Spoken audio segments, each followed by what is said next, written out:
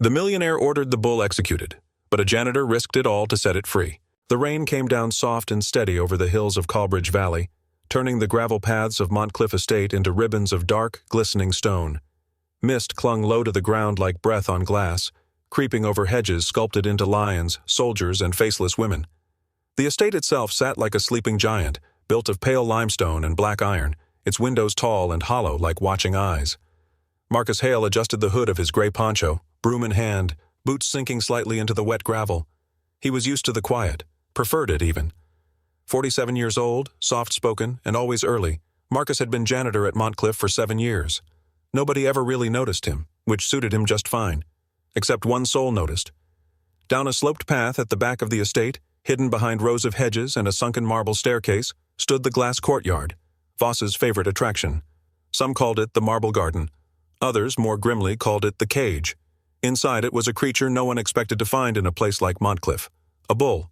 Towering, battle-scarred, its hide a patchwork of healed slashes and old burns.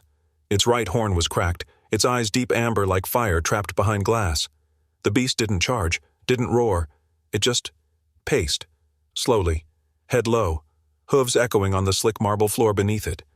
Marcus watched it every morning.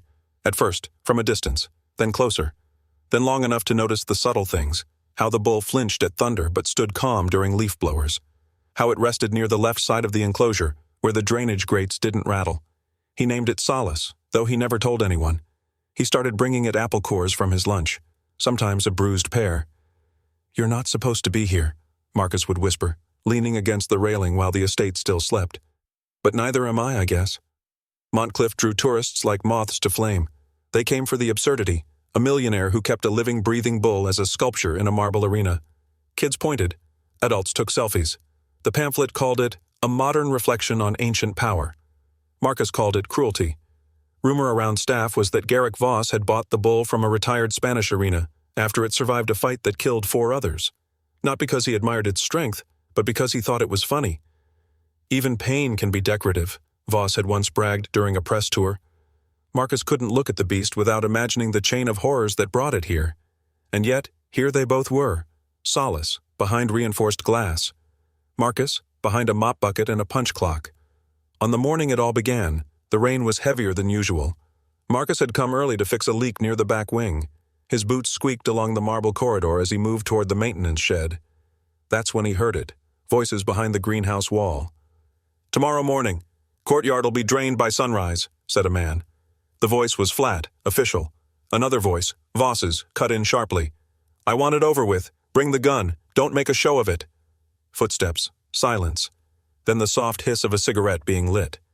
Marcus froze. The mop slid from his hand and clattered against the wet floor. They were going to kill it. It wasn't just a joke anymore.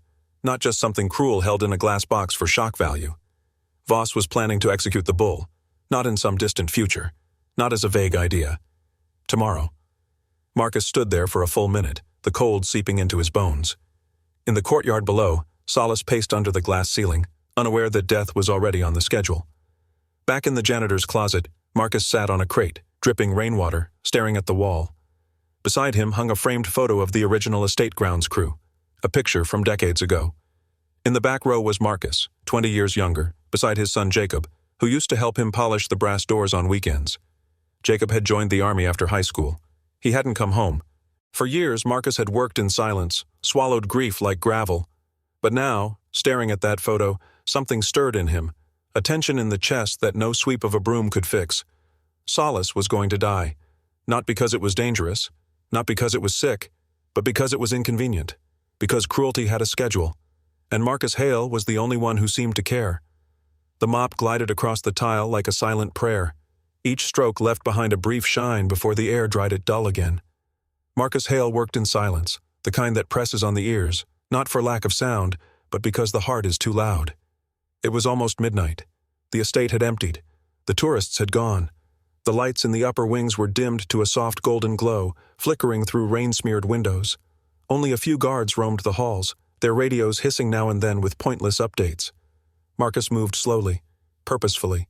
He'd cleaned this wing 100 times before, but tonight his hands shook, not from age, from the weight of what hung on his hip, a heavy brass ring holding 47 keys, one of which opened the south courtyard gate. That key felt colder than the others, like it knew. He paused outside the glass courtyard entrance and looked down the stairwell. The bull was barely visible through the reflection, just a shape of muscle and stillness. It didn't pace tonight. It just stood near the far wall, facing away from the world. In the control room above, cameras blinked red. Every hallway, stairwell, and servant passage was being watched. Voss's estate was more fortress than home, outfitted with enough surveillance to shame a government building, and yet Marcus was the only one who saw clearly. He made his way to the courtyard perimeter and found the head caretaker, Walter Creeley, smoking beside the loading dock. Walter had been there longer than anyone. His uniform had patches from years ago, and his teeth were the color of tea. "I need to talk to you," Marcus said quietly, hand buried in his pocket. Walter took a long drag. "You're early for your shift tomorrow." "I heard what Voss said, about the bull." A pause. Walter squinted, then chuckled bitterly, coughing smoke from his lungs. "So? You can't just shoot it like that. That animal's been here for years. It's alive." Walter tossed his cigarette into a puddle. "It's a prop, Hale. You think that thing means something to him? He's already commissioned a bronze panther to go in its place. Some imported artist from Italy. Costs more than my retirement fund." Marcus stepped forward. "It's still breathing. That counts for something." Walter leaned in, voice low and harsh. "You think Voss gives a damn about mercy? He keeps that bull like he keeps a wine cellar. It's inventory. Inventory that's in the way." Then he turned and walked off. "You didn't hear it from me, but tomorrow morning, just don't be here." Marcus stood there long after Walter was gone, watching the ripples in the puddle fade. That night, he sat alone in the janitor's closet, his space, the one place no one ever entered. The hum of the fluorescent bulb above buzzed like a wasp. His cleaning cart stood neatly against the wall, a coil of hoses looped like tired arms. Beside the sink, above the rusted filing cabinet, hung a single item, a thin chain with 2 worn dog tags. Jacob Hale. Marcus's fingers traced the letters as if they'd been carved yesterday. His son had died 4 years ago in a desert halfway across the world, shot trying to pull a wounded dog off a roadside mine. His commanding officer had written Marcus a letter afterward. "Your son believed every life deserved saving." Marcus had read those words every week since. He took the tags down, held them in his calloused hands. "You wanted me to be brave, didn't you?" No answer came, but he didn't need one. His eyes turned toward the ring of keys on the hook. 1 key, 1 lock, 1 night. He knew where the cameras were, where the blind spots were, every hallway, every emergency panel. He'd walked them thousands of times. No one had ever asked him what he noticed. But he noticed everything. The decision didn't happen all at once. It wasn't a thunderclap of heroism. It was a slow rising, like a tide swelling in the gut. In the courtyard, Solace lay down for the first time in days. The beast curled its legs under its scarred body, head resting on the chilled marble. Rain tapped the glass above like fingers on a coffin lid. Somewhere above, in a lavish bedroom that stank of cigars and ego, Garrick Voss slept soundly. A .308 rifle was already on its way, ordered from a nearby hunting estate. In the morning it would be loaded, a perfect round, a clean kill, just enough drama to satisfy Voss's warped sense of theater. But Marcus had something Voss didn't, a conscience. He looked down at his shaking hands, not from fear, from restraint, a pressure that had built too long in silence. 7 years of looking away, of sweeping it under the rug, not anymore.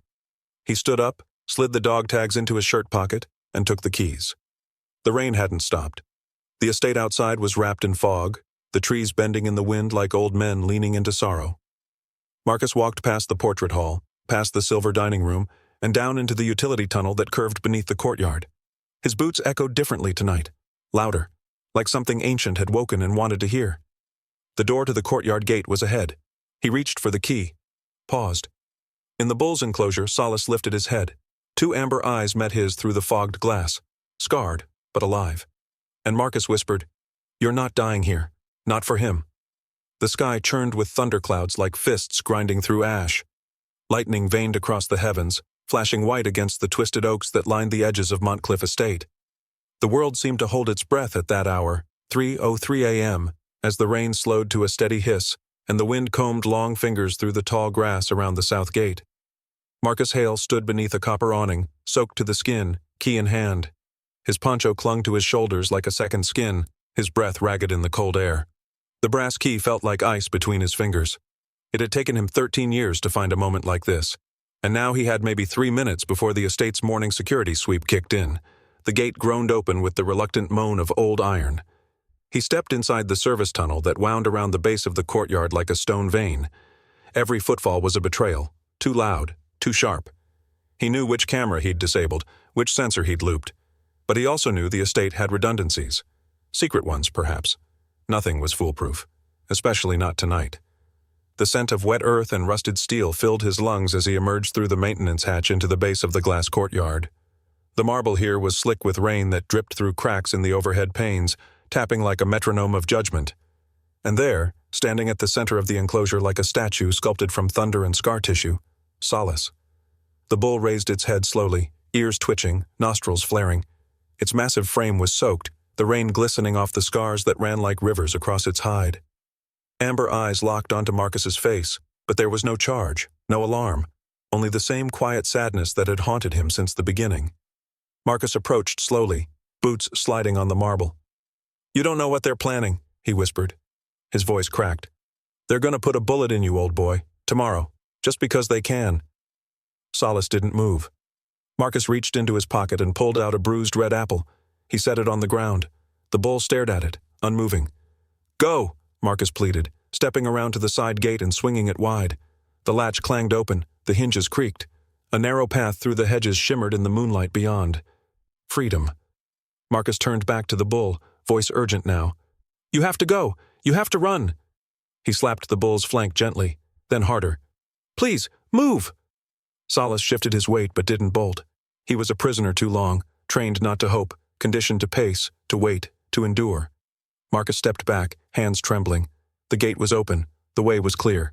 Then it happened. A shout, sharp and sudden, from above. "Hey!" Floodlights ignited along the upper balconies, slicing through the mist like white knives. Marcus blinked against the glare.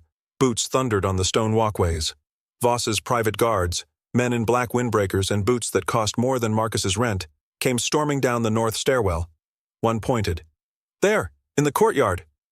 3 others followed, rifles in hand, not rubber rounds, not tasers, real ones. Marcus stepped between them and the bull, heart pounding like a drum. "Move!" the lead guard barked, leveling his weapon. His name was Taller. Marcus had seen him before, always sneering, always staring at Solace like he was a monster in a cage. Marcus gripped the nearest thing he could find, a rusted shovel from the maintenance wall. "No," he said, breathless. "Not tonight. You'll get hurt." Marcus didn't flinch. "So will you. You pull that trigger, and you'll bury the last good thing in this place. Last warning!" Lightning split the sky in a roar so loud it seemed to shake the bones of the earth. The bull snorted and reared, startled by the crack of light, its hooves clanging against the marble floor. Then Marcus shouted, his voice rising above the storm. "This animal has more soul than any of you!" The shot rang out. It was unclear who fired first, but the sound echoed like a cannon. Marcus ducked on instinct. The bullet missed, biting stone. Sparks flew. The bull screamed, not in rage but panic. Something in it broke. Solace lowered his head, muscles coiled like springs, eyes wild now. And for a heartbeat, everyone expected the beast to charge at them. But Solace had other plans. He spun toward the south entrance, the one Marcus had opened, and locked eyes with the solid steel reinforcement gate just beyond. Then he ran. A blur of muscle and fury, hooves hammering marble, horns catching the wind. "Stop him!" Taller shouted. Too late. Solace's shoulder hit the reinforced gate with a metallic boom. It held, barely. He backed up, then charged again. This time the gate bent. Hinges screeched. A third charge. With a final bellow, the bull struck like thunder. The gate shattered open, bolts popping loose, metal folding like cheap foil. Guards dove aside as the beast stormed through, galloping across the lawn toward the forest line. Trees swallowed him whole. And just like that, he was gone. Silence rushed in. The rain returned, soft now. A lullaby for the broken marble. Marcus dropped the shovel. His knees buckled. A guard grabbed him by the collar, but no one spoke, not even Taller. Their rifles trembled in their hands. Above, on the balcony, a light snapped on. Voss stood in a silk robe, his mouth agape, staring at the twisted gate. His prize had vanished, and Marcus Hale stood at the center of it all, rain dripping from his brow, the echo of hooves still galloping in his ears. He smiled, just once, because Solace was free. By sunrise, Montcliff Estate no longer felt like a palace. It felt like a crime scene. The courtyard was cordoned off with yellow rope, shattered gates still bent outward like a broken jaw. Guards stood in tense clusters, whispering, casting occasional glances toward the mansion. Inside, the walls buzzed with panic. Security chiefs barked at monitors. Phones rang endlessly. And in a side room beneath the main stairwell, barely larger than a storage closet, Marcus Hale sat alone. Blood trickled from his forehead, dried at the corner of his mouth. One wrist was zip-tied to the back of a chair. His coat was gone, his boots soaked. He said nothing. He didn't have to. Everything had already been done. The metal door creaked open. A shadow moved in. Garrick Voss, still in his silk robe, hair a mess, eyes feral with rage. "You have no idea what you've done," Voss growled, voice low and venomous. "That bull was worth $500,000 in PR. Sculptors, architects, investors. You flushed all of it." Marcus didn't flinch. "You flush worse down your toilet every morning." Voss slammed his hand against the wall. "Don't you dare moralize me. You're a janitor." Marcus looked him straight in the eye. "And you're just a man who got rich stepping on anything that breathed." Voss sneered, stepping forward. "I'm gonna bury this. You'll disappear so fast they'll forget your name before lunch." The door opened again. This time a thin young man stepped in, chest heaving, holding something tightly in his hand. Theo, international, barely 20. Oversaw visitor wristbands and stocked the gift shop. Nobody important, until now. I think you should see this," he stammered, holding up a USB drive like it was the last match in a blizzard. Voss turned annoyed. "Unless that's the bull's head in 4K, I don't care." Theo's voice shook. "It's from courtyard footage, last night, and from before." Voss snatched it, motioned to a nearby guard. "Plug it in." Minutes later, the holding room turned to silent theater. A mounted monitor on the back wall flickered to life. The video played. Footage 1, timestamp, 6 months ago. Salas stood in the courtyard, ribs visible beneath his hide. A guard leaned over the railing, tossing a slice of bread into a mud puddle. Another laughed, kicked the fence, made charging noises. The bull flinched, starved, backed into a corner. Footage 2, timestamp, 3 weeks ago. 2 men sprayed the enclosure with freezing water. Salas tried to escape to the far wall. They laughed, one of them mimicking its hooves with a mop. Footage 3, last night. Marcus enters the courtyard, opens the gate, stands calmly. Guards arrive. One lifts a weapon. Marcus steps forward with his shovel, and then it shows everything. The shot, the bull's panic, its desperate sprint, not toward people but toward freedom. No gore, no violence, just a creature trying to escape a cage. Silence followed. The room felt smaller now. Voss stared at the screen. Rage, then fear, then something worse, realization. "You had access to this?" he asked Theo, voice sharp. Theo nodded. "It's all backed up to cloud storage. I already sent it to a few places." "What places?" Voss snapped. Theo stood straighter. "Twitter, YouTube, the Wildlife Ethics Board, and Channel 9. Marcus chuckled softly. Within 2 hours, number Free Solace was trending. Then the janitor. Then number Montcliff cruelty. The story exploded. Local news vans parked outside the estate gates by noon. By dinner, there were 4 national anchors broadcasting live from the front lawn. Drone footage circled the broken courtyard gate like it was the site of a miracle. Voss issued a press statement, deeply disturbed by the footage, promising a full internal investigation. But no one believed him. Animal rights groups mobilized. Hundreds marched outside the estate within a day. Protesters held signs reading, "Let them all out, not art, not yours," and "Janitors make justice." Marcus was released quietly, no charges, no apology either. But when he stepped outside the estate gates for the first time in years, he found a crowd waiting.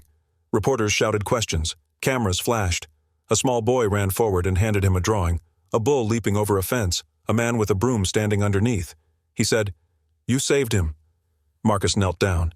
"He saved himself. I just opened the door."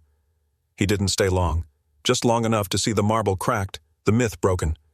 He walked to the edge of the woods behind Montcliff, the same path Salas had taken that stormy night. The trees swayed gently, alive with wind. The world was quieter here, cleaner. He stood still for several minutes, listening to nothing and everything. Then, from deep within the brush, came a sound. Branches cracking, leaves shifting. Marcus's breath caught. A shape moved through the green. 2 amber eyes blinked in the shadows. No cameras now, no walls, no guards. Just man and beast, breathing the same air again. Marcus smiled. "Welcome back, old friend."